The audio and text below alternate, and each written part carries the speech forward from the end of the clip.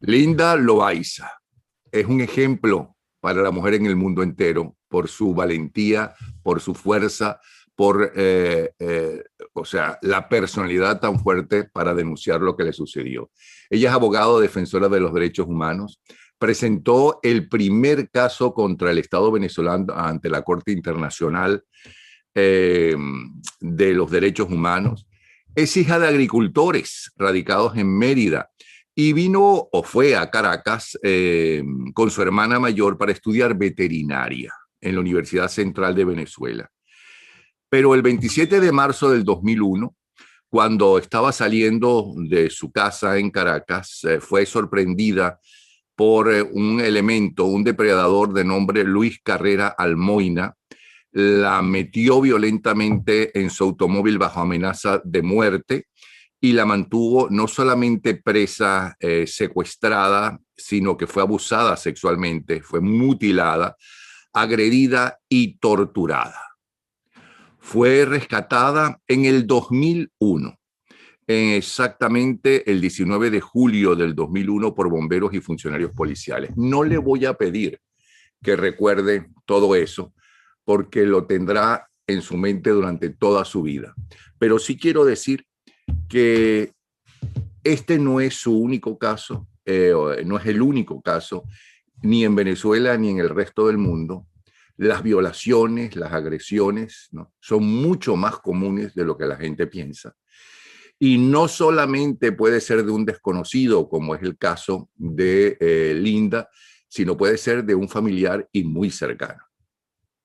Y no es solamente de una persona de clase pudiente, sino es de todo tipo, en todo tipo de los estratos sociales. De forma que lo que hizo esta muchacha es ejemplar, porque normalmente las mujeres quedan traumatizadas para siempre, pero además calladas. Y cuando, si son muy jóvenes, se atreven a decirle algo al padre o la madre, la reacción de los padres suele ser: mi hija está mintiendo, porque no lo pueden creer, sobre todo si se trata de un tío o de un padre o de un padrastro. Pero vamos a ver qué nos dice ella. Y sobre todo, supongo que durante todo ese tiempo, Linda, bienvenida, te admiro y te quiero. Durante todo ese tiempo, más de una vez te debes haber preguntado, ¿por qué yo? ¿Cierto o no? ¿Y Hola, qué te respondías? hola Napoleón, bueno, gracias por la invitación. La verdad que, bueno, sí, me he preguntado por qué, pero he tenido la respuesta allí. Dios me dio la suficiente fuerza como para portar adelante esta lucha en favor de todas las mujeres. ¿Cuánto tiempo tardaste en poder decirlo, poder desahogarte? Bueno, realmente desde que fui rescatada el 19 de julio del año 2001, ya las autoridades eran delitos de acción pública y pues comenzó las declaraciones ante las instituciones públicas, las autoridades de investigación. Y fue un proceso largo. Aparte tuve que enfrentar los medios de comunicación que venían en avalancha y allí todos los días entrevistas y cada año. Entonces tuve constantemente, porque no fue solo las agresiones de este sujeto, sino que además fue defenderme frente a la sociedad, en los medios de comunicación, en el sistema judicial, en las instituciones. Hacer un recorrido que ha sido durante todo este tiempo. Pero por supuesto el libro eh, Doble Crimen fue donde tomé la voz, donde quise dejar narrada la historia desde mi percepción, desde mi experiencia, desde lo vivido y que quedara como memoria histórica de que no es un gobierno feminista ni que protege los derechos y garantiza los derechos a las mujeres. No, esto es un proceso que he vivido durante estos 20 años y que no he alcanzado justicia. ¿Todavía tienes Entonces, es un pesadillas? reflejo de lo. Sí, por supuesto. Tengo diagnóstico de estrés postraumático. Ahora bien, Normalmente se dice, y eso lo debes saber tú muchísimo mejor que yo, porque además no solamente es tu caso, sino que has estudiado otros casos y estás luchando por otros casos. Normalmente se les acusa a las muchachas violadas, ¿no? Que es mentira, que de dónde lo sacan, o que por qué tardan tantos años en denunciarlo. ¿Quieres explicarme eso?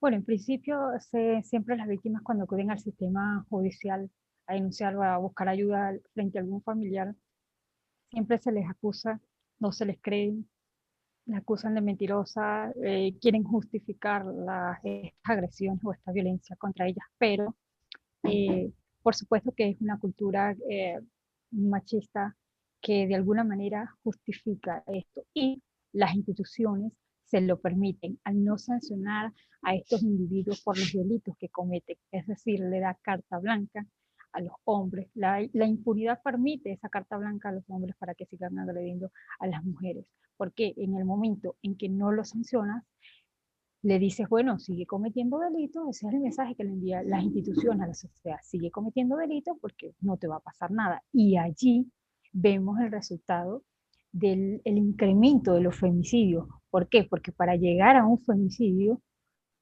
que las cifras han incrementado en el último año, quiere decir que ya esa mujer para que ocurra el femicidio ya pasó un gran tiempo, o algunos meses, algunos años, de haber sufrido violencia de género, cualquier tipo. Esta pregunta no lo hago porque no sepa cuál es tu respuesta, sino exactamente para todas las mujeres, que son muchas, que han sido violadas en el menor de los casos, porque en tu caso fue violada, mutilada, secuestrada, en fin. Vale la pena. Revictimizada por las instituciones, Así. eso también. Uh-huh. Es que yo recuerdo cuando hice el programa dedicado a ti, que lo hicimos frente al Palacio de Justicia, era que te Tribunal estaba... Supremo de Justicia, donde hice la huelga durante 13 días. Sí, Uh-huh. bueno, lo están acusando de prostituta. Entonces, ¿por qué en este mamotreto que está aquí atrás, ¿ok? No lo convierten en un burdel y organizan, ¿no? Y defienden ¿cómo se llama? A las prostitutas. Eso me valió mi primer juicio de los 4 que tengo. Mira, entonces la pregunta es, ¿vale la pena la denuncia? Díselo a las mujeres que han sido violadas, cuando menos. Sí, por supuesto, la denuncia es necesaria, vale la pena. Uno, primero porque hay que desenmascarar las instituciones y la sociedad de cómplices que hay en estos delitos. Dos, porque hay leyes y hay garantías que el Estado está obligado a cumplir y eso debemos exigirla. Si es verdad que si no nos escuchan, si nos tratan de mentirosas, si nos discriminan, si nos acusan, porque es lo que suele ocurrir, bueno, yo les invito a tener voluntad, a tener fuerza, a persistir, a insistir en esa denuncia y a hacer validar sus derechos, exigirlos con toda la fuerza del mundo, a no doblegarse, a no tener vergüenza, a actuar sin miedo, sin escrúpulos, así como los victimarios actúan en contra de las víctimas. Una de las cosas que a mí me animó fue, o sea, yo recuerdo las frases que me decía el agresor y que me ponía a ver en el espejo mi cara destruida y wow, cada vez que recordaba eso y además recordaba las fotos de las otras víctimas que él también agredió, también recordaba cómo el sistema de justicia me trataba y para bien o para mal, de alguna manera eso me dieron fuerzas, porque cuando por un lado me atropellaban, yo intentaba por el otro y no traté de que me venciera. No, no hubo nada que me venciera, yo iba hacia adelante. Claro, era una adolescente, recién había salido de mi adolescencia, tenía 18 años, tenía la fuerza, tenía la capacidad. En ese momento estaba impedida de salud, pero yo tenía la voluntad, sobre todo, de actuar eh, con responsabilidad y defenderme frente a esa ola de criminales que me acusaban y que ya me habían hecho bastante daño. Entonces, por supuesto que el objetivo es denunciar. No importa la, a qué condición social pertenezca la persona, Yo me enfrenté contra un sistema y unas personas con intelectuales, pero mi dignidad tenía más valor que eso. Y por eso llegué aquí 20 años más tarde, después de haber logrado una sentencia ante el sistema interamericano condenatoria contra el Estado venezolano, que por cierto no ha cumplido, pero bueno, ya lo que la justicia venezolana me falló, el sistema interamericano lo avaló y reconoció los delitos que se cometieron en mi contra. Y bueno, 20 años más tarde estoy dejando el libro como memoria histórica en favor de todas las mujeres. Ese es un esfuerzo que hice, rememorar todos los recuerdos de mi tragedia a fin de ayudar a las mujeres eh, que de alguna manera, cuando se sientan vulneradas o sean atropelladas, acudan a denunciar y a exponer sus casos, que puedan gritarlos sin miedo, sin vergüenza, sin temor a ser juzgadas, por, independientemente de los motivos que se le acusen. Ese fue el objetivo del libro. Y por supuesto, de desnudar de alguna manera la sociedad de cómplices, las instituciones, la maraña que había ahí, el entramado que había ahí en todo el sistema judicial. También fue uno de los objetivos del libro. Y que saliera de mi boca y en manos de la narradora Luisa Kislinger, con la cual pues me sentí muy honrada en haber compartido y narrado mi historia y que ella la plasmara allí. Pues, la verdad que ha sido un logro, ha sido una reivindicación para mí, más allá de que durante estos 20 años no haya tenido justicia. El depredador te marcó para toda la vida. Por fortuna para otras mujeres que sufren parte de lo que tú sufriste, se me olvidó los golpes que recibiste, no solamente las torturas, sino tú te olvidaste de la veterinaria y te metiste en la abogacía para luchar por tu caso. Pero eso lo vas a tener toda tu vida, ¿no? Esas vivencias, esos horrores, porque viviste el infierno en la tierra. Pero tu depredador, ¿qué es de la vida de él? Porque en un momento dado lo dejaron libre. Sí, bueno, él fue, luego de yo haber realizado la huelga de hambre durante los 13 días frente al Tribunal Supremo, el sistema lo benefició dándole una sentencia absolutoria. Posteriormente apelé junto a mi abogado, todos los recursos legales los realicé y bueno, posteriormente en el año 2006 fue sentenciado a 6 años y un mes de prisión. Pero los delitos por los cuales estaba siendo acusado eran homicidio calificado en grave frustración, violación, tortura y privación ilegítima de libertad. Sin embargo, el juez Elías Álvarez, antes de emitir la sentencia, realizó un cambio de calificativo de la pena y llevó esos delitos fue sancionado solo por privación ilegítima de libertad y lesiones gravísimas, es decir, quedaron en impunidad los delitos de violación, tortura y homicidio calificado, motivos por los cuales seguí realizando los recursos internos hasta llegar al Tribunal Supremo, donde realicé el último recurso, que fue el de casación penal.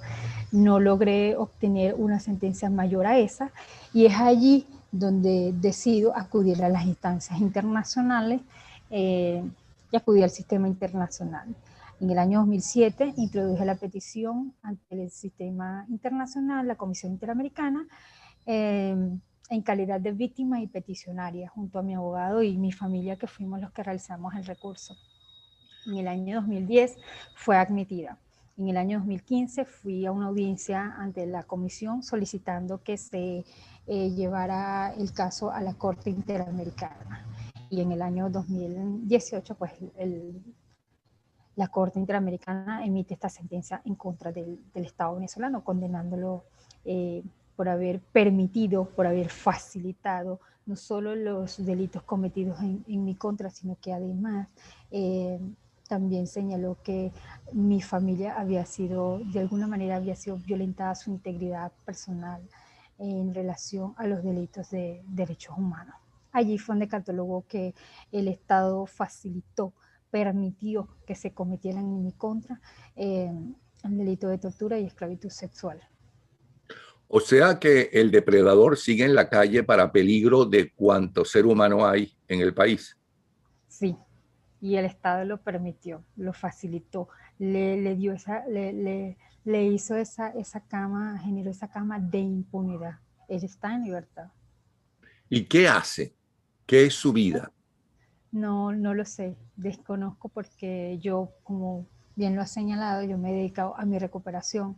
He tenido 15 operaciones quirúrgicas muy comprometedoras, dos del páncreas, cirugías estéticas he estado realizando. Además de ello, bueno, estudié Derecho durante 5 años, luego realicé un posgrado y bueno, el recurso internacional me ha llevado bastante tiempo y ahora me dedico a la asesoría, porque soy especialista en derechos humanos.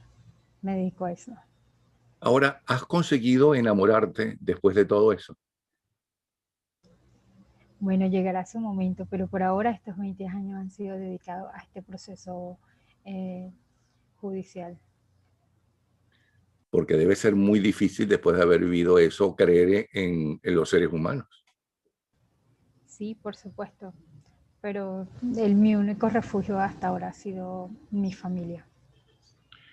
¿Cómo reaccionaron tus amistades? No tu familia, ¿no?, que te defendió, sino esos que querían creer tus amistades, tus compañeros en la universidad, en general la sociedad, cuando estalla a la luz pública tu caso. La verdad que hubo mucha solidaridad de parte de ellos hacia mí, quienes me conocían, mis profesores y todos los vecinos y amigos, hubo mucha solidaridad. Pero bueno, yo independientemente de lo que se dijera o no, yo tomé las riendas del caso y decidí defenderlo yo a capa y espada, con cuerpo, alma y corazón, que era lo que tenía, porque en realidad no, ya no me quedaba nada. Mi dignidad, mi cuerpo, mi salud, todo estaba destruido. La verdad que era como un despojo de ser humano que había quedado allí el día de mi rescate. Entonces, el solo hecho de haber salido de allí, pues, fue nacer de nuevo. Y bueno, tuve que reestructurar mi vida, cambiaron mis proyectos de vida, todo cambió para mí y para mi familia, por supuesto, porque los afectó mucho. En algún momento, ya prisionera o ya libre, quisiste suicidarte, acabar con tu vida. No, yo siempre he tenido, yo he estado aferrada a la vida. De hecho, si hubiera sido por morir durante el secuestro, cada segundo estuve al borde de la muerte. Pero las ganas de vivir, el aferrarte a la vida, pues me hizo permitir salir. No. Y yo he estado bajo tratamiento eh, psicológico y psiquiátrico en algunas oportunidades. Y mis condiciones, mi diagnóstico no indica eso, más allá de que tengo un estrés postraumático que está diagnosticado para personas que han sufrido catástrofes humanas. Ese es mi diagnóstico. Esa personalidad tan fuerte que tienes y que te salvó, eh, es muy importante porque muchas mujeres que le pasa eso y menos que eso, pierden el deseo de vivir y demás porque se encuentran aisladas, se encuentran incomprendidas, no entienden por qué les pasa. ¿Qué les dices tú a esas mujeres? Bueno, en principio que no es culpa de ellas, no, no debemos asumir como Pero víctimas que ellos no es culpa asumen de la ellas, culpa. Muchas de ellas creen que ellas son las responsables porque se los meten en la cabeza. porque esa es una de las formas de manipular o de hacer creer de parte de los agresores. Infundirles eso en la mente. Yo porque durante casi 4 meses eso fue lo que me infundó el agresor, eso fue lo que me instruyó. Él decía que era mi hermana, que era mi papá, que era mi familia la que me agredía, que mi familia era mala. Y así él lo denunciaba públicamente. Pero no, yo tenía una fortaleza, yo estaba segura de lo que yo era. Yo tenía unos buenos valores, una buena salud, una buena alimentación, yo tenía una salud mental la cual me ayudó a saber y reconocer que todo lo que él me estaba diciendo, él no pudo doblegar mi mente, pudo destruir mi cuerpo físicamente y agredirme o destruirme todo lo facial, pero mi mente no la trastocó. Tal fue así que todo lo que yo tenía de elementos para poder señalar y para que las autoridades dieran con él, era todo lo que me decía y todo lo que él hablaba por teléfono.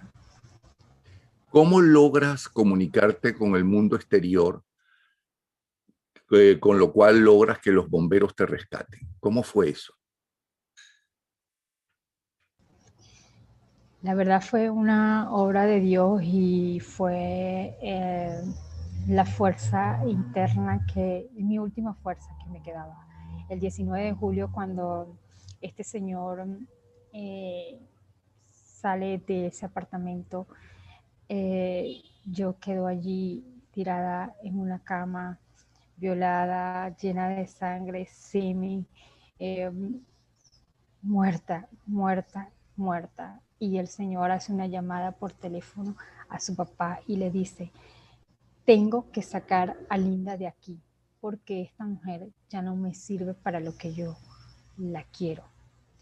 El señor se baña, se viste, sale. Yo quedé allí, no sé cuánto tiempo pasó realmente, pero yo pude arrastrarme de esa cama, llegar a un ventanal, porque esta vez fue la única vez que no me dejó ni esposada ni amarrada. Es allí que yo logro arrastrarme y salir a un ventanal, moverlo, abrirlo y gritar. Algunas personas, no sé si eran transeúntes de la calle o del edificio, no lo sé. Me dijeron que iban a llamar a la policía y bueno, después llegaron las luces, los bomberos y todo. Cuando ya estaba lista ellos ingresaron a través de un ventanal que tuvieron que descender a través de rapel. Entraron al apartamento, lograron vestirme, me ayudaron a vestir, me sentaron. Cuando ya estaba lista para sacarme por rapel, avisaron que iba el dueño del apartamento y que iba la fiscal del Ministerio Público, que no me bajaran de esa forma, que me bajarían por la puerta, me sacarían por la puerta. Pero así fue que ocurrió. O sea que el depredador creía que tú estabas moribunda y llama al padre, y tengo que entender que el padre estaba consciente de lo que estaba haciendo su hijo. Sí, por supuesto, y todo eso se relata en el libro. Allí se dan los indicios, eh, se expone de alguna manera que su padre estaba en conocimiento de todo lo que el hijo hacía. Qué horror. Qué horror. Y cuando tú empiezas a Y no gritar, solo eso, no solo eso, que además lo apoyó durante todo el proceso. No sé si recuerdas que él se fugó cuando le dieron casa por cárcel, se fugó y el padre de él, quien era el rector de la Universidad Nacional Abierta, lo ayudó a que se fugara en la camioneta que pertenece a la Universidad Nacional Abierta, que usó su chofer empleado de la Universidad Nacional Abierta, que usó su secretaria, que era su novia y posteriormente su esposa de la Universidad Nacional Abierta. Es decir, que todos los recursos lo facilitaba el Señor para ayudar a su hijo a cometer estos delitos y además lo apoyaba, permitía, es decir, permitió, facilitó este evento donde se burlara a la justicia. Y también fue absuelto. El padre no fue sancionado por nada de esto. Fue absuelto por los delitos, aun cuando es público y notorio que usó la secretaria, el chofer y la camioneta de una institución pública. Entonces es allí donde ronda la complicidad del sistema de y justicia. mientras el depredador se bañaba y se vestía y tú gritabas en la puerta, en la ventana, él no salió para callarte. No, ¿Cuál fue la reacción de él? él no estaba cuando yo pude pedir auxilio. Él se había ido a buscar las bolsas para sacar. Él no estaba en el apartamento. Él había salido. Las bolsas para sacarte metido en una bolsa. Porque él llama a su padre y le dice, necesito sacar a Linda de aquí, voy a buscar unas bolsas negras porque ya ella no me sirve para lo que yo la necesito. Él se va. Él se va, él sale del apartamento, pero esta única vez él no me deja ni amarrada ni esposada, porque por supuesto él vio que yo estaba en condiciones mínimas, deplorables, ya de muerte, pues. Y es donde yo reúno fuerzas y logro arrastrarme. Allí es que digo, no sé cuánto tiempo pasó que yo pude trasladarme desde donde me dejó de la cama y tirada hasta el ventanal donde pude llegar a abrir y pedir auxilio. Cuando llegaron los bomberos no estaba él entonces tampoco. No, no, porque él no estaba cuando yo pedí auxilio. Y pedí auxilio porque fue la única oportunidad que me dejó sin amarrar. ¿Y cuándo llega él entonces? No, tú no estabas ya cuando ya te sacaron cuando él llega. Regresa con las bolsas. A mí me sacan, él llegó, pero ya el lugar fue acordonado por la policía, por los bomberos, y a mí me trasladan posteriormente a un hospital, donde por supuesto en ese hospital duré 5 meses internas y luego me trasladaron a otro hospital donde duré 7 meses internas recuperándome. Pero ahí ya había comenzado todo el proceso judicial desde el momento de mi rescate. Cabe destacar que durante todo ese proceso mi hermana había acudido a las autoridades en más de 6 oportunidades a poner la denuncia y no le habían recibido la denuncia de mi desaparición. ¿Qué alegaban para no recibir la denuncia de tu desaparición? Le decían que a lo mejor eran novios, que eran marido y mujer, que esas denuncias no se consideraban y así lo dejaron pasar. No fue atendida. Pero si las autoridades hubieran actuado de inmediato, por supuesto que otras había sido no hubiera llegado a este nivel en que se permitió. Es allí porque la Comisión Interamericana y el sistema interamericano concluye que el Estado permitió y facilitó los delitos de tortura y esclavitud sexual que se cometieron en mi contra. Así lo estableció el sistema interamericano. ¿Qué se logró, aparte de esto que tú lograste con el sistema interamericano, con esta denuncia, con tu caso? Aparte de que todos los medios te estaban apoyando, tengo entendido. ¿Hubo alguna excepción que no te apoyara? Bueno, en realidad los medios de comunicación han sido mis aliados, han sido como mi familia, independientemente de que están en la obligación de difundir también la versión de los agresores, pues ellos han sido mi aliado. De alguna manera en esta lucha de justicia han mantenido durante estos 20 años vivo el caso y eso lo agradezco.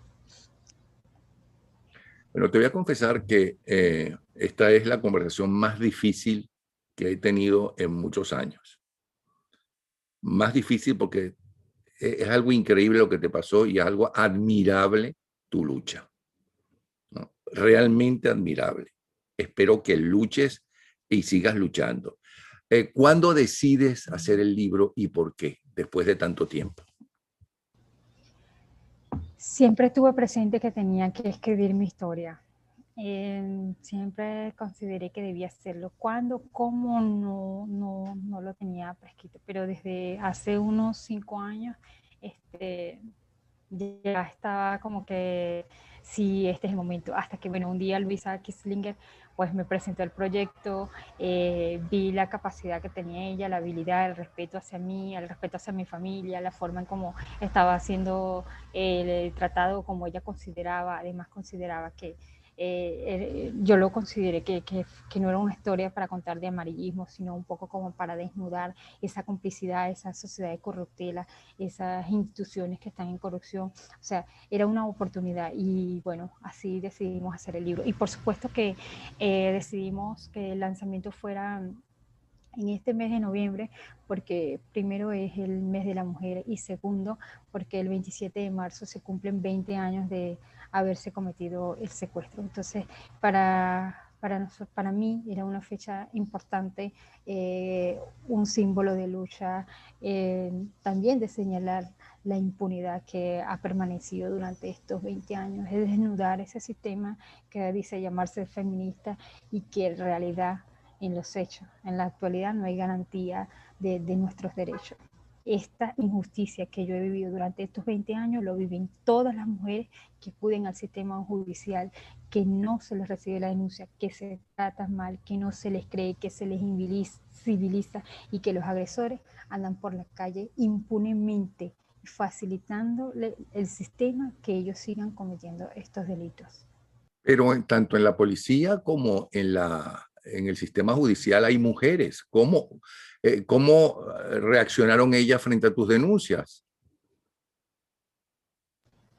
Todo es una corruptela, una macolla, una araña que está allí, que bueno, que se sujeta solo a estas personas que tienen dinero. Y por supuesto, yo no estaba dentro de ese sistema. Aquí el sistema es cuánto tienes y bueno, y vamos a evaluar. Y entonces ese es un problema muy grave que tiene la sociedad. ¿Cómo fue el Toda la encuentro? justicia está tapada. ¿Cómo fue el encuentro con el depredador en medio del juicio? Fueron días muy duros, muy crueles, además porque los jueces quienes estaban allí como rectores del proceso permitían y facilitaban, no había un orden como garante, como rector del proceso, lo que hacían era permitirle que me agrediera verbalmente, insultándome, es decir, le permitían cualquier insulto hacia mí, no había respeto hacia mí, no había garantía de esos derechos hacia mí.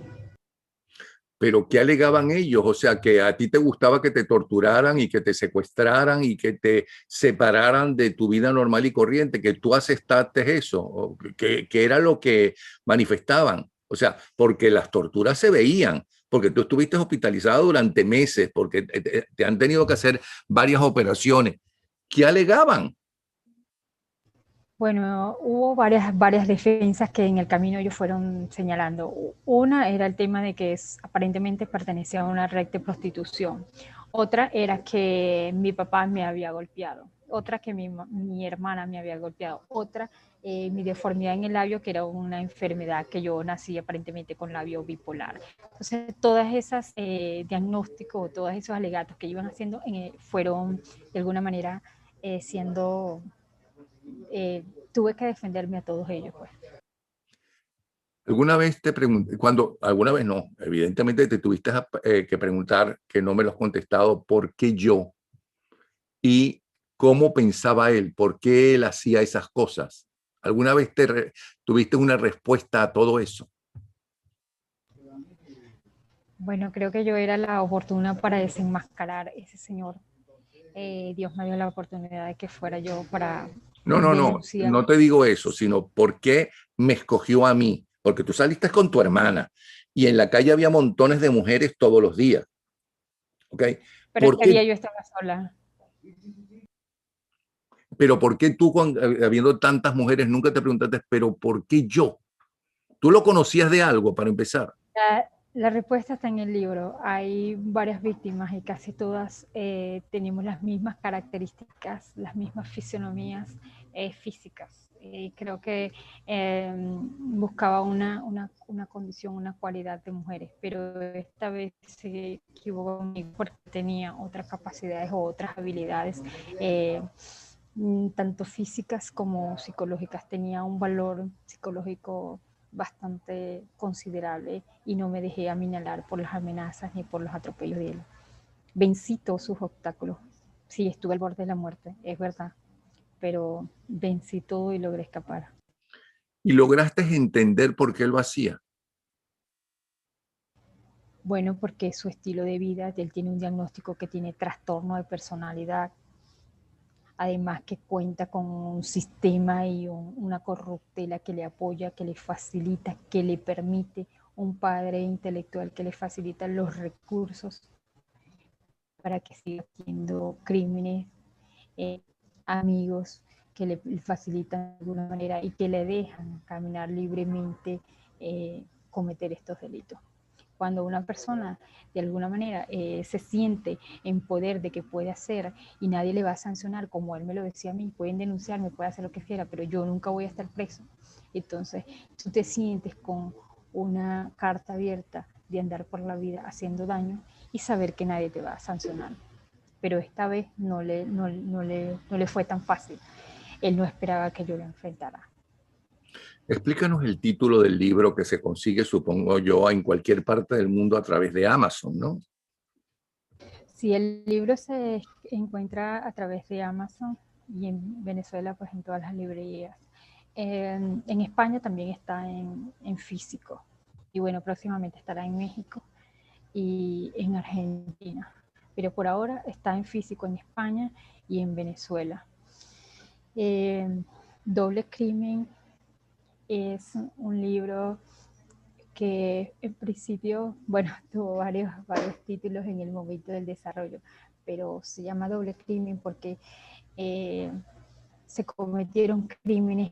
Uno es el crimen que cometió el agresor en mi contra, y dos es el crimen que cometió el Estado permitiendo la impunidad. Entonces por eso se llama Doble Crimen. Las otras víctimas de este depredador, de antes de tu caso, y supongo que si está libre, ¿no? Posiblemente esté haciendo lo mismo. ¿Cómo reaccionaron y cómo te enteraste que había otras víctimas antes que tú? Sí, hay otras víctimas antes que yo. Por favor, si me repites la pregunta porque Que creo cómo te que... enteras, cómo te enteras, primero que hay otras víctimas antes que tú y si te pudiste comunicar con ellas, cuál fue las reacciones de ellas, alguna se comunicó después contigo cuando ya estabas libre y denunciando tu caso. Pude saber que tenía otras víctimas porque me mostró fotografías y me decía que le había hecho eso a varias mujeres y que las había dejado muertas tiradas en las autopistas Caracas-Guarena. Eso me lo decía. Esa es una forma. Otra es que cuando esto se estalló a nivel comunicacional, hubo los familiares de dos víctimas que denunciaron ante las autoridades y salió en la prensa. Y bueno, posteriormente, en el año 2005, eh, dos víctimas me contactaron para decirme que a ellas también le había ocurrido eso. Simplemente no quisieron aportar su testimonio, pues ya tenían su vida realizada. Yo no la juzgo ni la culpabilizo, pero bueno, simplemente no quisieron actuar. En el libro está todo eso señalado y bueno, yo espero que esta sea una oportunidad para que ellas también puedan hablar y denunciar, y si hay otras víctimas y familiares que desean aportar, pues también que lo hagan, porque uno de los motivos por los cuales también llevé esta lucha adelante es porque sabía que habían otras víctimas y que no se les escuchó que sea Milano diciéndolo, señalando, porque este señor señala el poder que aparentemente le permite cometer este tipo de delitos. Creo que te dije que el padre de ese depredador daba clases en la Universidad Central de Venezuela en filosofía y letras donde yo estudié y lo recuerdo por su frialdad y lo recuerdo inclusive que a mí me salían las lágrimas del aburrimiento, ¿no? De las clases que él impartía. Pero la frialdad del hombre, y lo digo porque si él fue cómplice de todo esto, sería bueno que las autoridades también investigaran el pasado de ese hombre y el presente también, no solamente el presente del depredador, porque es, ¿cómo se llama? Un elemento peligrosísimo en la calle venezolana, porque quien te dice que él sintiendo y en el fondo tiene razón de que no va a estar preso como no lo está y que tiene impunidad para hacer lo que hace, como aparentemente la tiene, ¿quién te dice que no lo siga haciendo? No hay garantía de que eso ocurra. Solo tras las rejas pudiera haber una leve garantía, pero hasta el momento no. Es allí donde el Estado permite y facilita que estos torturadores continúen en libertad. Y por ¿Qué le supuesto, dices tú que tienes derecho a decirlo y que tienes la valentía de decirlo? ¿Qué le puedes decir a todas esas mujeres, ¿no?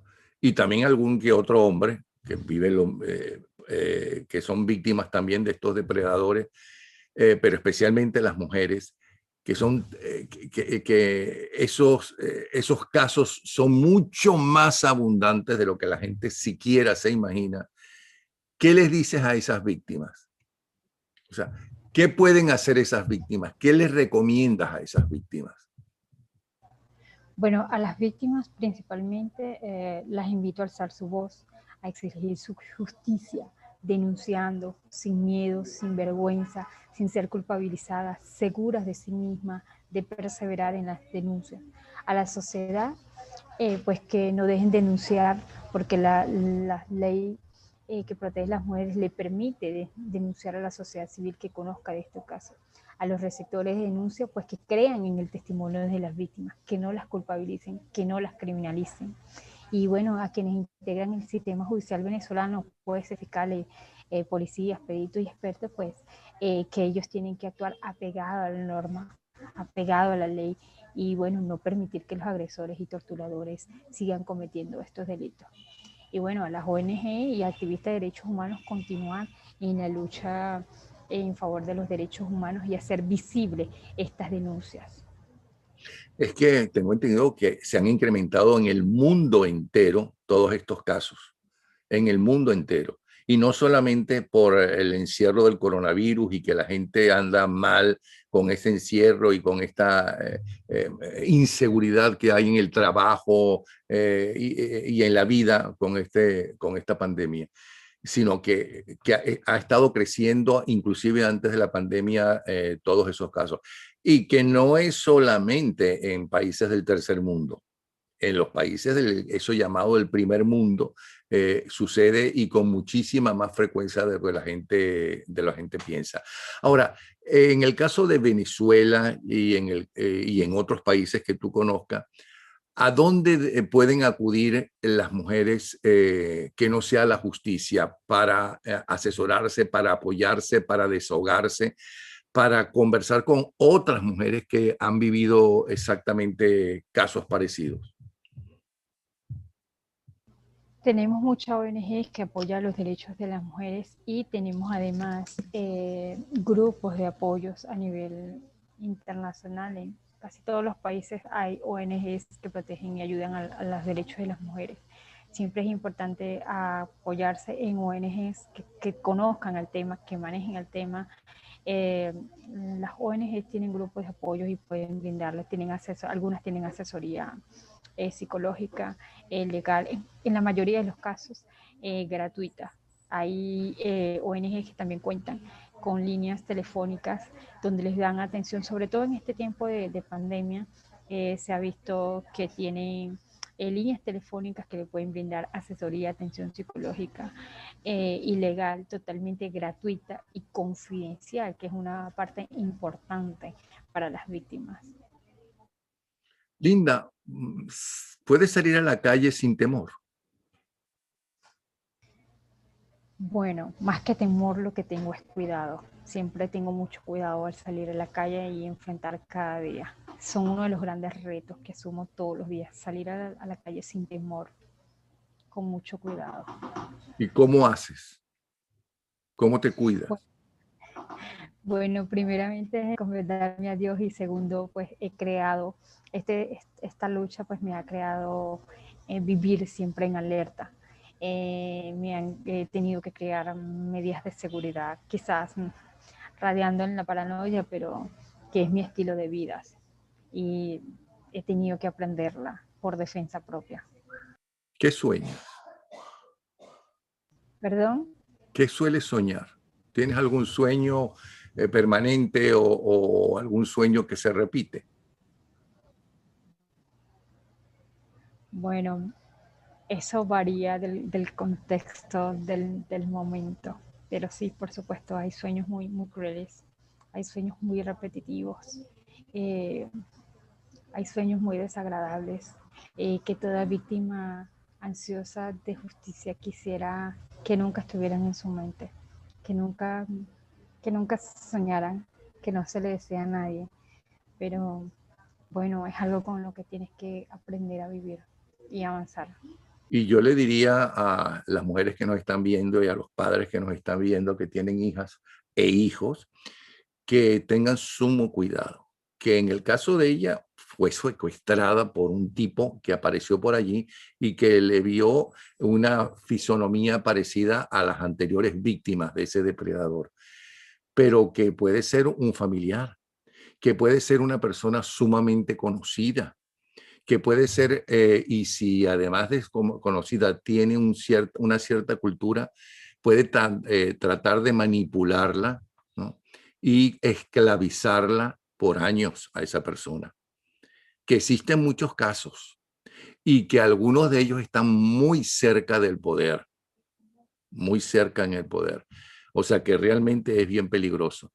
Pues de verdad mi admiración, voy a dejar la conversación hasta aquí. Nadie está secta. ¿Cómo?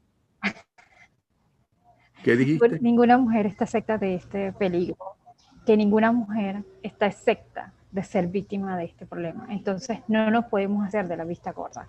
Hoy quizás soy yo, pero mañana puede ser un familiar, una amiga, una tía, una hermana. O sea, ninguna de las mujeres en el mundo estamos exceptas de vivir violencia. Y es Bueno, allí mi lucha en aceptar.